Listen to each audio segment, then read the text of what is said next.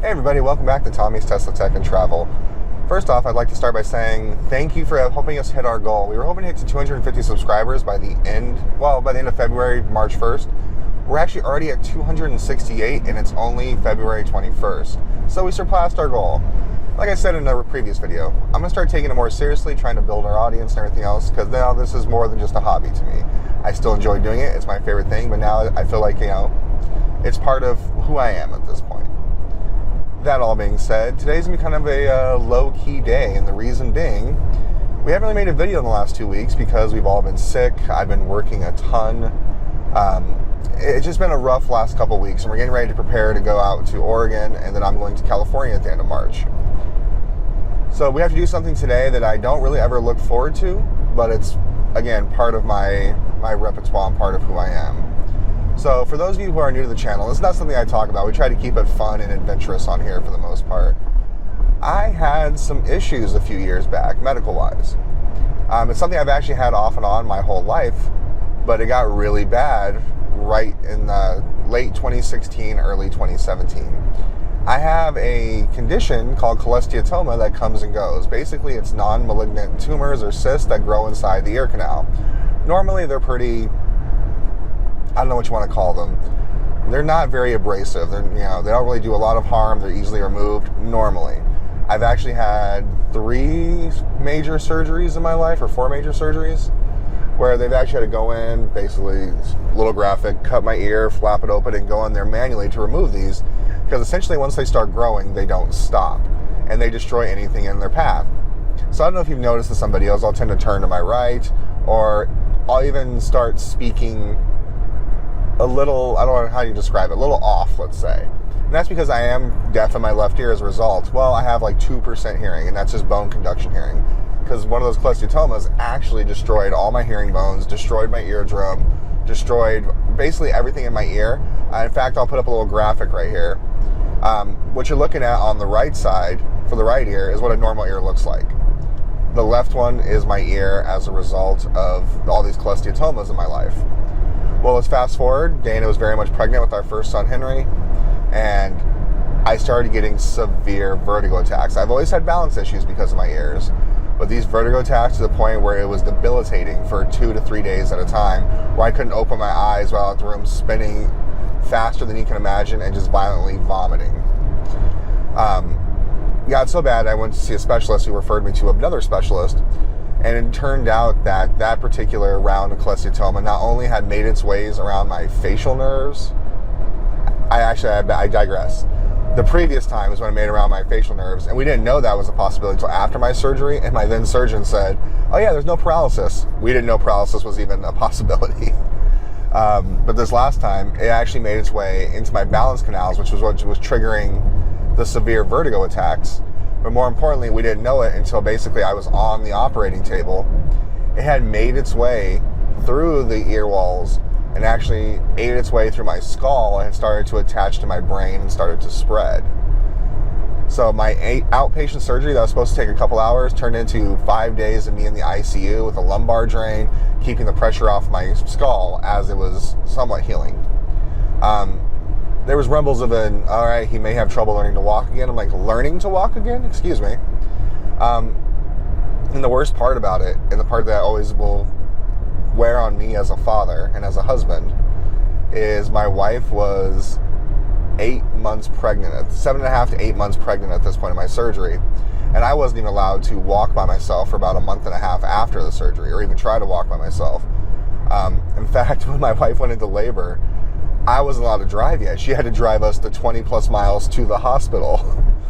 And I'm over there with my walker and my cane, like, are you okay? Do you need me? No. We get there, she drops me off. I'm like, just leave the car here, we'll have somebody move it. Nope, she waited for me to get out of the car, and then she drove and parked herself. I'll have to share that story someday. It was bananas from the beginning.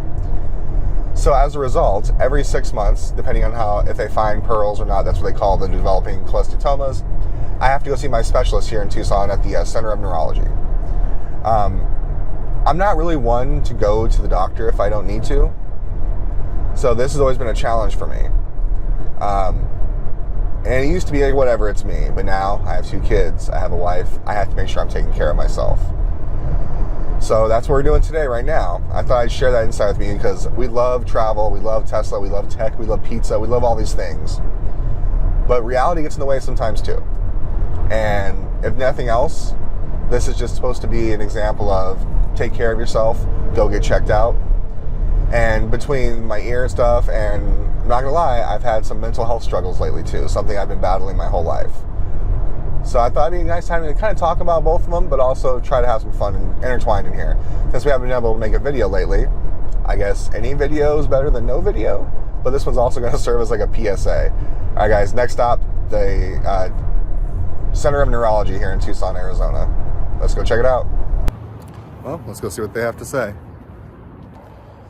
Well, pretty much the same as normal, except this time they did find a spot in my head where they don't know if it's from the infection or what, so we have to look at it again later on. But I have exposed bone in my ear, so my skin's not strong enough to actually support itself. Which he said can be fairly common in the type of conditions I have, but it shouldn't be that big. So we're gonna have to look at that again last time, but medical cream, removal, the whole nine. Let's move on with our day. This is the day in the life. Well, I'm back home from having my ear poked and prodded like I talked about earlier. I kind of told everybody my perspective on it and what it's been like for me to have these issues, but it was all brand new to you when it happened to me in 2016, 2017. Yeah. And I told them how you were pregnant at the time, and it was one of those situations we really didn't know what was happening to me. Because at one point they even talked about, having to learn to walk, or we don't know if there's brain damage and things like that while I was in surgery. So as someone pregnant with my seed at the time, how did you feel about it? Like, what was your thought process at the time? Well, because they told us originally it was going to be outpatient. You were going to be in and out. Like in a couple hours? In a couple hours. And after a couple hours had passed and we still hadn't heard anything, your mom and I were kind of like, okay, what's going on? And then the doctor comes out and he's like, okay, let's go into the room. And I'm like, oh my God. And that was Dr. Jacobs, the guy I saw today, right? Yeah, that was Dr. Jacobs, and he's like, let's go step into this room and I'll let you know what's going on. And so at that point, I'm kind of panicking because I'm 36 weeks pregnant at this point, I think. You'll have to find out if you're raising this kid by yourself. And that's when they told us and showed us pictures of the cholesteatoma was much larger than they anticipated. It had actually gone through the ear canal into the skull itself, and so they had to call in a neurologist because it was starting to attach to the brain lining and there was leakage, and so we didn't know. Meanwhile, my bud is asleep in ICU and I have no idea what's going on. They threw the lumbar drain on there to keep the pressure off my skull. Yeah. It was a mess. Like, I didn't even really start walking again for like, what, a month after? I mean, you were... So by the time you got out of the hospital, I was 37 weeks, and then, so it was literally, you weren't home by yourself at all, because if I wasn't there, your mom and your aunt were there, and the day we went into labor, was the first time I had told her mom, I'm like, no, he's doing really good, like, he's getting up and he's starting to move around. Let's give him a time frame. I got out of surgery, this was like early January, and Henry... No, because you were scheduled 2 weeks before, and it was supposed to be in and out. Oh, that's right. So it was like... I just wasn't really walking full strength. I was like cane and walker. Cane and walker. Yeah. And so... You have to forgive me, it's all fuzzy. I had brain damage at the time. I told your mom that morning, and I'm like, no, we're doing good. He's already had his medicine. You can probably come over a little bit later. And then as I'm getting ready for work, I'm like, I'm going to put a roast in the crock pot, and sat down to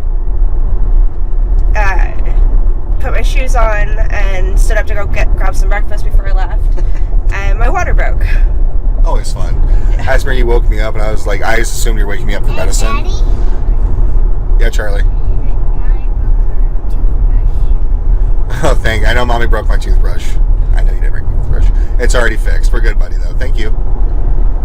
I remember you woke me up, and my first thought was, it's time for medicine or something, because I wasn't really sleeping that well, but I was sleeping all the time at that recovering from major surgery. Right. So I was mostly like, as much as I could, tossing and turning. But I just remember you saying, my water just broke. And I just remember shooting up. And when my body stopped, my brain didn't, because I was still having vertigo issues a little bit at the time. And I reached with my cane to grab my shorts like an old man in a sitcom. And I was like, I can't drive. And you're like, I'll drive. I was telling them earlier, like, how you drove us there. You didn't let me just leave the car there. Yep. The part I didn't tell them yet is I went into the labor part, like the maternity ward first. And they're like, sir, emergency room's around the corner, because there's this like crippled guy with a bandage on his ear. And I have a cane. I was like, it's my wife. She's in labor. And there's like no wife around. Like, oh, great, he's crazy. And then you walked in with your own bag because I forgot to grab it. And you're like, hello. But it was definitely a scary thing. It was weird seeing it through your eyes, because this is something I've gone through my whole life. So it's kind of second nature to me for the most part. Right. For you, it was, you know, let's call it what it was. You've never really had a whole lot of medical issues surrounding you, other than like, I know you're Tata at one point with his stuff, but you weren't necessarily around for a lot of it. So that was the only part that got me was, all right, am I about to bring a child into this world? And I had some serious thoughts while I was in the hospital at that point. Like, I don't know if I ever told you, like, I made sure all my affairs were ordered just in case, to make sure you were taken care of if something were to happen to me. But here we are, and now we got another one. Say hi, Charlie. Hi. But the thing is, it's always still going to be a risk and scare. That's why I got to stay on top of it. Which is the reason I'm making this video, is to make sure if you guys have stuff going on that's going to possibly affect not only you, but your loved ones and everything else, take care of yourself, because I know I'm bad about it. Because in my family, if you're going to the doctor, it usually means you're literally dying or something bad's happening. So I get white coat syndrome. Because they're doing construction. And I get drastic white coat syndrome. I mean, heck, my blood pressure the first I got there today was crazy high. Then they waited 5 minutes, took it again, and it was okay. Because I don't like being in that position. Alright, well, this is a PSA video, I guess you can say. Get yourself checked out. You never know. Like with me, it was literally less than the size of a dime in my ear that almost took me out and prevented me from seeing my kids grow up.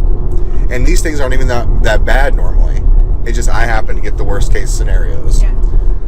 So thanks for taking another ride with us. Go get yourself checked out if you're having any problems.